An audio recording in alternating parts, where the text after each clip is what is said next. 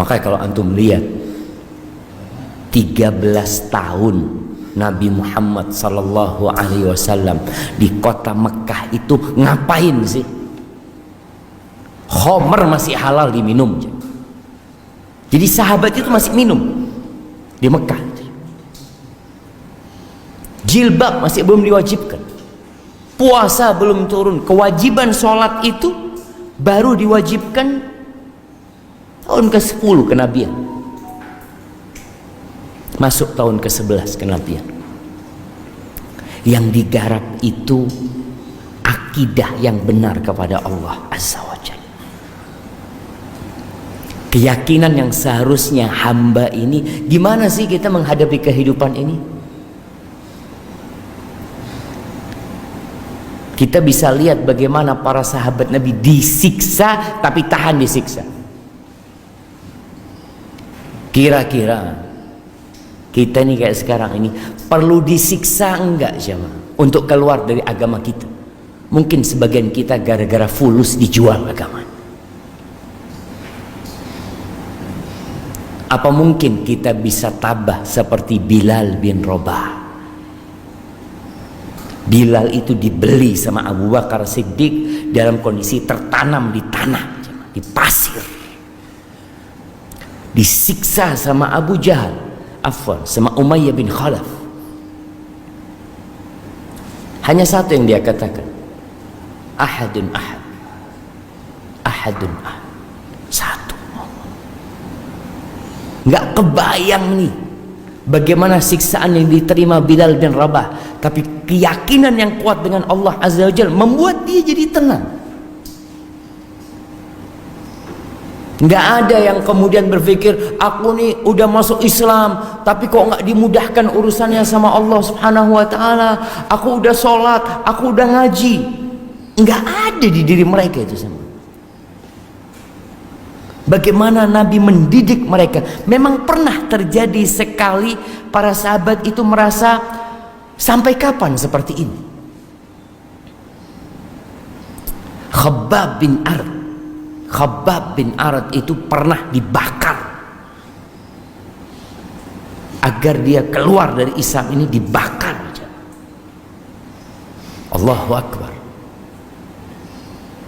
Suatu hari Umar Khattab radhiyallahu anhu mengatakan, ya Khabbab, engkau mau nggak kisahkan kepada kita gimana siksaan yang engkau terima dulu? Umar bin Khattab sudah tahu, tapi dia ingin menceritakan bagaimana perjuangan para sahabat mempertahankan agama kepada orang-orang yang baru masuk Islam, yang mereka dapat enaknya Islam tapi tidak merasakan perjuangan menegakkan agama Allah. Itu Khabbab nggak cerita dia. Dia langsung buka bajunya. Dia tunjukkan punggung. Umar bin Khattab mengatakan, aku nggak pernah melihat punggung seperti ini. Khabbab itu dibakar aja. Antum nggak lihat ada orang disiksa dengan dibakar di bara api. Sampai akhirnya bara api itu mati gara-gara air yang keluar dari dagingnya Khabbab bin Arad. Kenapa mereka digitukan? Mereka hanya mengatakan la ilaha illallah. Mereka nggak mencuri. Mereka mempertahankan la ilaha illallah. Inilah keyakinan yang kadang-kala kita ini yang Islam dari lahir nggak punya kayak gitu. Makanya kalau bicara doa, subhanallah, itu para sahabat yang disiksa-siksa, Khabbab bin Arad, Ammar bin Yasir, sempat datang kepada Nabi SAW. Dia datang jumpai Nabi SAW karena tahu tidak ada jalan kecuali memohon pertolongan Allah Azza wa Jalla. Mereka datang mengatakan, ya Rasulullah, ala tad'ullah lana, ala tastansir lana.